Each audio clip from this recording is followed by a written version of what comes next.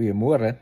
Vanoggend gou 'n paar antwoorde gee op vrae wat ek gekry het in die laaste paar dae. Ek het gister sommer so 'n lewendige question and answer ding op YouTube probeer doen, maar hier's een of ander setting op my YouTube nie reg nie.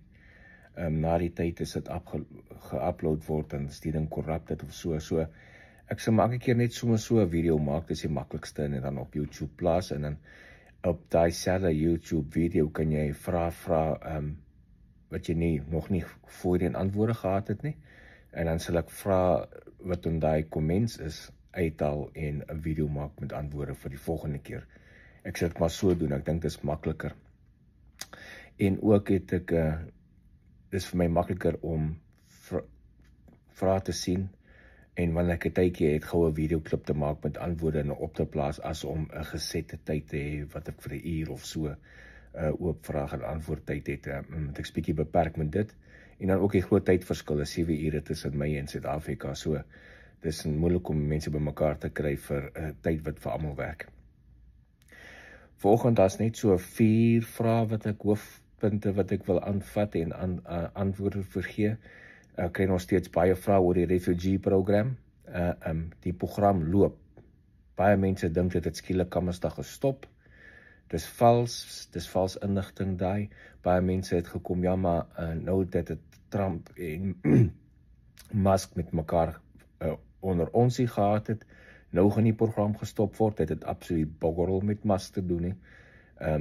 Ek weet nie wat in Musk se kop aangegaan het laasweek toe hy teen Trump uitgevaar het nie, maar ek sien nou kom sy verskonings een vir een uit. Agtergekom hy dalk net 'n bietjie overstep, en ek weet nie wat hy seker maar net suur gehad gewees omdat die nuwe bil wat Trump wil uitsit nie support sy mandaat vir elektriese voertuie nie. So dit is maar die Musk storie. Ek kan nie veel uit te brei daaroor verder nie. Wat ek wel kan sê is die refugee program gaan voort. Ek sien hulle het nou al begin onderhoude in Pretoria en in Johannesburg begin doen. So, en hopelik gaan dit uitbrei na ander groter stede toe wat hulle kan onderhoude doen vir mense wat aansoek gedoen het. Onthou net as jy die vorm ingevul het wat jy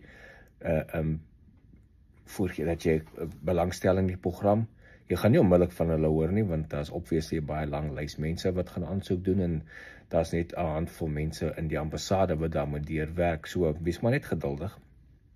Hulle sal sekerlik, sal jy 'n antwoord iewers kry. Dit kan 'n paar weke vat, dit kan 'n paar maande vat, afhangende van hoeveel baie mense aansoek doen. So staan by, dit sal kom, en as dit kom, gebruik die geleentheid. As jy kan die geleentheid gebruik het. Dis regtig 'n opsie wat vir baie mense wat wou getrek het uit Suid-Afrika het, maar nie die fondse gehad het of die support gehad het nie. Hier is jou kans. Want obviously jy gaan gecover word die vliegkoste, jy gaan nie betaal daarvoor nie. Jy gaan nie betaal vir jou pre-medies nie, jy gaan nie betaal vir enigiets as jy in Amerika aankom nie. Jy gaan nie in die program ingaan.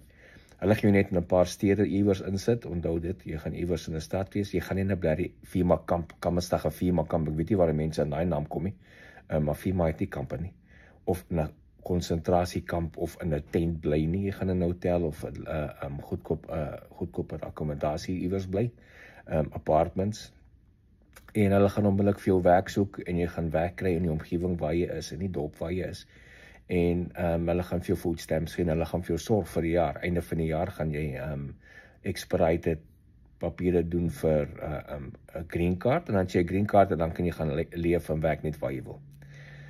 So, dis die kortom die proses. Ek het al ook gesien vrae gehoor deur mense wat vra oor troeteldiere. 'n Troeteldiere animal is nie 'n refugee nie, so jou troeteldiere kan nie saamkom nie, op jou, as jy op 'n refugee kom nie. Jy kan daarna organise dat hulle hoor gevlieg kom, maar dit gaan jou eie onkostes wees, en onthou, om 'n troeteldier te skuif, jou hond of jou kat of whatever, Amerika toe, jy gaan vliegkaartjie betaal, en dan as hy hier kom, gaan hy in quarantine wees vir 'n paar weke of maande, voor hulle dit gaan uitsit. So dit is uitskuif na jou toe, so dis miskien iets wat jy moet heroorweeg. Troeteldiere gee dit maar vir ander familielede wat hulle kan treat en so aan. So miskien daaraan ook 'n ding. Dit gaan jou baie kos om 'n troeteldier te kry. Dan eens as jy hier is, die lewe hierso is Ek sê gister ook vir mense, doen 'n bietjie navorsing waar jy wil gaan bly en werk. Is jy 'n redelike konservatiewe mens soos ons, wit mense van die 70s en die 80s en so tipe lewe wil hê? Kyk maar vir die Southern States, bly weg uit die groot stede uit, Washington, veral Washington, New York, Chicago, Detroit, St. Louis, Atlanta, bly ver weg van bly California af. Behalwe as jy 'n baie groot liberal is, en jy like om tussen sulke mense te bly, by all means, maar as jy konservatief, goeie mense, waardes en goed, bly maar weg uit die groot stede en uit California uit die Noordooste uit, hulle is baie liberal. Kyk maar op die map van die voting map, wat sy stede rooi is en state rooi is, dis wat die mense gekonsentreer is wat soos ons dink. Ek bly baie lekker in Tennessee, so dis 'n plek wat jy kan oorweeg, daar's baie plekke, Southern States. Ons is een van die goedkoopste cost of living states ook. Behalwe as jy in die stad gaan bly in Nashville of in Memphis, dis duur in die stad, maar buitekant is dit baie aanvaarbaar, jy kan vir jou lekker lewe maak. Die volgende vraag wat gekom het, wat gaan maar aan met die onderste in Chicago, nie Chicago nie, in Los Angeles en nou ook in Chicago, New York.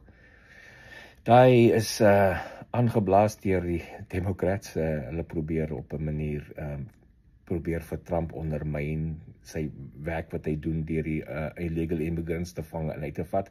En kyk maar wat gebeur het. Dit gebeur in die Democrat stede. So hulle wil eie plekke afbrand, go for it. En dan wil hulle huil as Trump die soldate inbring om die federal geboue te beskerm. Wel, hy gaan en hy het die mag en hy het dit gedoen en hy gaan dit doen.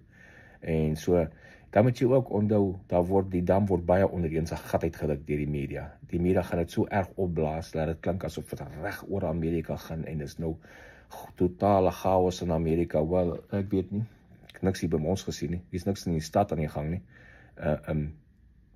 Dis klein, dis geïsoleerde gevalle en dit gaan nog so 2 of 3 dae hou en dan is dit verby. Dit gaan nie lank hou nie. Dit is soos die onluste paar jaar terug met toe Floyd daai in swarte dood is deur 'n polisman en die plekke, nou het hulle die geleentheid om plekke af te brand en te loot en so aan. Dis mos maar wat die Democrats doen. So, hulle soek net 'n geleentheid om so iets te maak. Houd vir so 2-3 dae of 'n week, dan is dit verby en almal vergeet daarvan. So, moenie te veel daaraan vat nie. Al twee kante van die partye sal definitief dit gebruik vir politieke gain. Dan het ek ook ander konspirasies gehoor. Deel van hierdie onderste, nou sê die mense, kyk, Washington DC is vol, die tanks ry op en af in die strate. En dan wil ons dit koppel aan Kammerstag, Trump wat nou misbruik sy power om tanks in die strate te sit om die ouens, die rioters te fight. Maar hulle sê die tanks is nie daar vir dit nie. Hulle is daar vir ons verjaarsdag, die Army verjaarszaterdag, ons is 250 jaar oud. So daar gaan 'n nice parade deur Washington DC wees met tanks en vliegtuie en voertuie en goeders. Dis waarvoor daar 'n paar tanks daar, nie 'n paar nie, hele klomp tanks en artillerie en ander voertuie. Het gaan seker wees en ek weet nie hoeveel baie jare wat Amerika, ek sê hoeveel paar dekades wat Amerika 'n parade gaan hou deur Washington DC vir enige rede. Hierdie is vir die 250ste verjaarsdag van die US Army. Iets om uit te sien vir ons soldate om dit te sien. En dan die laaste vraag wat mense vir my vra is die situasie in Oekraïne wat nou besig is om hand uit te ruk. Daai flippin siek diktator Putin wat nou besluit hy hou nie daarvan as Oekraïne terugslaan omdat hy geattack het nie. En nou slaat Oekraïne nogal diep terug in Rusland. Haal sy strategic bombers en goeders uit. Groot embarrassment vir hom as ek dit so kyk, want daai goed het flippend ver, duisende kilometer binne in sy eie land gery met trokke en dan gepark. En dan drones 10 kilometer ver van 'n basis af ingestuur en strategic bombers gaan uithaal. So, nuwe tipe oorlog. En nou dreig hy soos gewoonlik weer die hele wêreld met nuklear oorlog. So, daar gaan nie nuklear oorlog kom nie, behalwe as daai siek diktator besluit, okay, dit is tyd vir suicide. Want hy weet, as hy 'n nuklear bom in Oekraïne of enige plek gooi, of in Europa, maak nie saak waar nie, is hy binne halfuur self dood. So, en hy weet dit. So, hy is die enigste wat nuklear oorlog sal begin.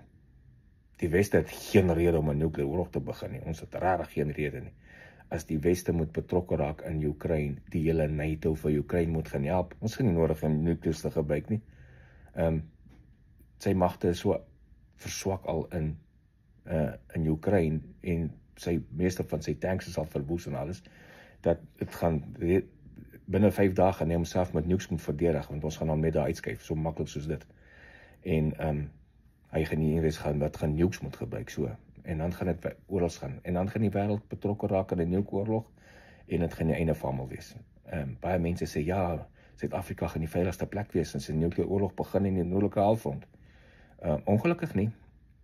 Suid-Afrika gaan eers getref word. Want Suid-Afrika is 'n ally van Rusland en dis 'n logistieke punt. Dis 'n plek waar jy kan 'n logistieke support vir Rusland kan stuur. So, dis wat jy maak met oorlog. Jy haal eers die logistieke punt uit. So ongelukkig sal Suid-Afrika al die havens en die industriële plekke en sal genuke word beslis deur die Weste nogal in Suid-Afrika en in die Afrika-porte. En so ook die res van die wêreld. So 'n dag 'n exchange wees van baie nuclear missiele in een dag en die 90% van die wêreld gaan na daai een dag nie meer bestaan of lewendig wees nie. En die res wat nog survive wat nie te naby aan die explosions was nie, sal binne 6 maande dood wees van radiation poisoning en soos die wêreld se winde en goed skuif. So almal wat toegang het tot nukleêre wapens weet dis wat gaan gebeur en so.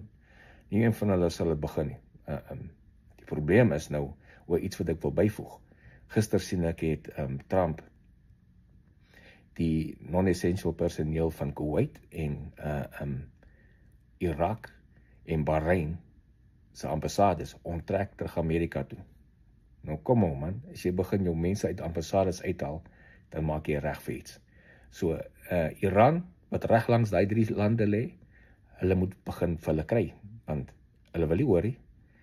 Die vraag was eenvoudig, hou op om probeer 'n atoombom te maak, en hulle weier, hulle wil aangaan, want ons almal weet, die hele wêreld weet, Iran, sodra hulle hande op 'n atoombom kry, gaan dit onmiddellik op Israel uitsit.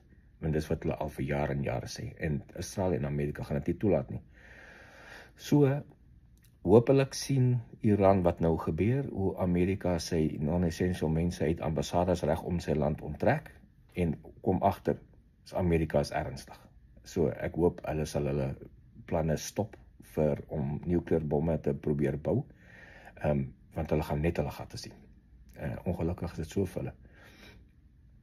So, dis al, jy kan in die comments of op Facebook vir my ander vrae vra, dan sal ek hier teen dag of 2 van nou af die volgende vraag antwoord wat julle het. Geniet die dag verder.